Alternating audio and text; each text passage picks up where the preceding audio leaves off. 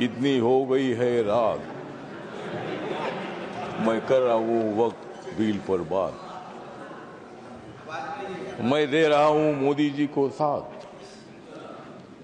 मैं दे रहा हूँ मोदी जी को साथ, इसलिए कांग्रेस को मैं दिखा रहा हूँ हाथ। मोदी जी तो मुसलमानों की बात करते हैं, मोदी जी तो मुसलमानों की बात करते हैं, लेकिन कांग्रेस वाले मुसलमानों का आघात करते हैं।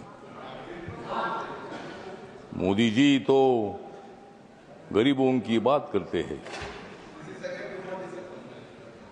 और हमेशा नरेंद्र मोदी जी ने मुसलमानों की, माइनॉरिटी की, दलितों की, गरीबों की बात की है। अध्यक्ष महोदय, ये बिल जो है बिल बहुत ही सभी मुसलमानों को, मैक्सिमम मुसलमानों को, 90% मुसलमानों को न्याय देने वाला बिल है। ये जो बिल है ये बिल असंवैधानिक नहीं है। डॉक्टर बाबा साहब अम्बेडकर जी ने संविधान बनाया, उस पार्टी से मैं आता हूं। मेरी पार्टी आरपीआई है, रिपब्लिकन पार्टी ऑफ इंडिया, और मेरी पार्टी मोदी साहब के साथ, एनडीए के साथ है। ये जो बिल है बिल मुसलमानों पर आज तक अन्याय होता रहा। Congress party divide and rule की पॉलिसी करने का काम करती रही और मुसलमानों को, दलितों को न्याय नहीं मिलता था। आज मुझे लगता है कि जो ये बिल आया है, हमारे की किरण रिजिजू जो ट्राइबल कम्युनिटी के बुद्धिस्ट है, माइनॉरिटी के हैं, और इसीलिए मैं बताना चाहता हूं कि हम किसी को भी नहीं जाएंगे शरण, हम किसी को भी नहीं जाएंगे शरण, क्योंकि माइनॉरिटी के मिनिस्टर है रिजिजू किरण।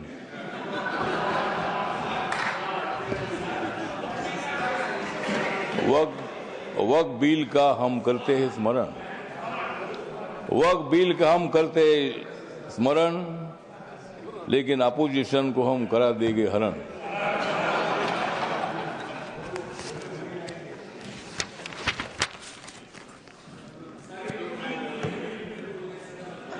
नरेंद्र मोदी जी है मुसलमानों के सच्चे वाली, नरेंद्र मोदी जी है मुसलमानों के सच्चे वाली। खरगे साहब बजाओ जोरदार ताली।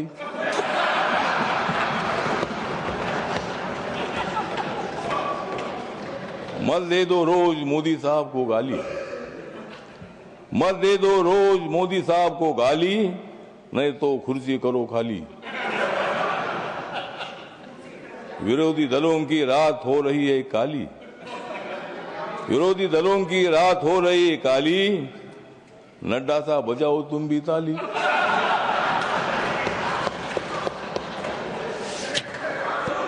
तो ये जो बिल है, ये बिल बहुत ही परिवर्तनवादी बिल है।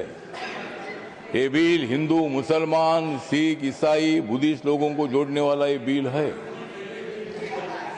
ये जो बिल है ये बिल असंवैधानिक नहीं है, जिस तरह आप बता रहे खरगे साहब।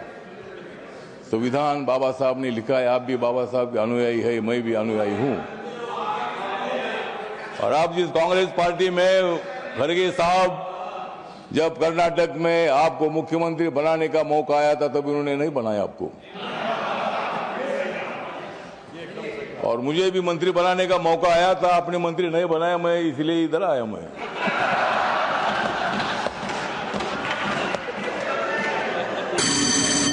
लेकिन मैं आया, लेकिन आपने तो मंत्री पद का विषय नहीं है। मतलब कांग्रेस पार्टी दलितों की बात तो करती है, बात करने से का काम नहीं चलेगा। जिस तरह मोदी साहब निर्णय लेते हैं, मोदी साहब सत्ता में आने के बाद उन्होंने बहुत सारा परिवर्तन करने का काम किया है।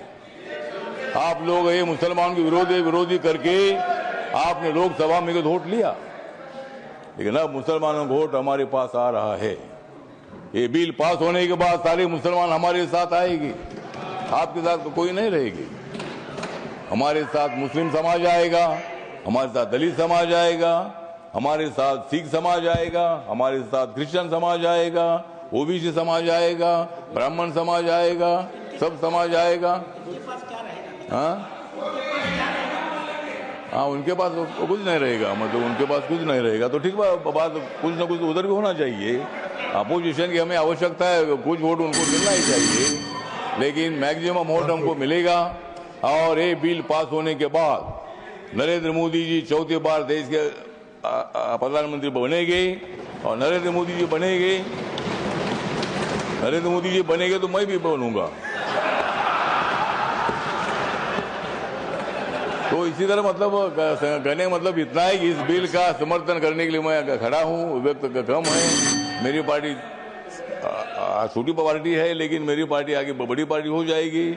लेकिन अभी मैं अकेला मेंबर हूँ, लेकिन मैं जो मेरी पार्टी है, ये पार्टी बिल का समर्थन करती है, और ये बिल लोकसभा में पास हुआ है, ये राज्यसभा में भी पास हो जाएगा, और हम मुसलमानों का कल्याण करने के लिए हम आगे बढ़ते रहेंगे। इतना ही मैं बात करता हूँ। धन्यवाद। नमस्कार, प्रणाम। लेकिन जाते जाते थोड़ा सा किरण जी को मेरा कहना है कि बोध गया में जो हमारा महाबोधि महाविहार है वो बौद्ध समाज का है।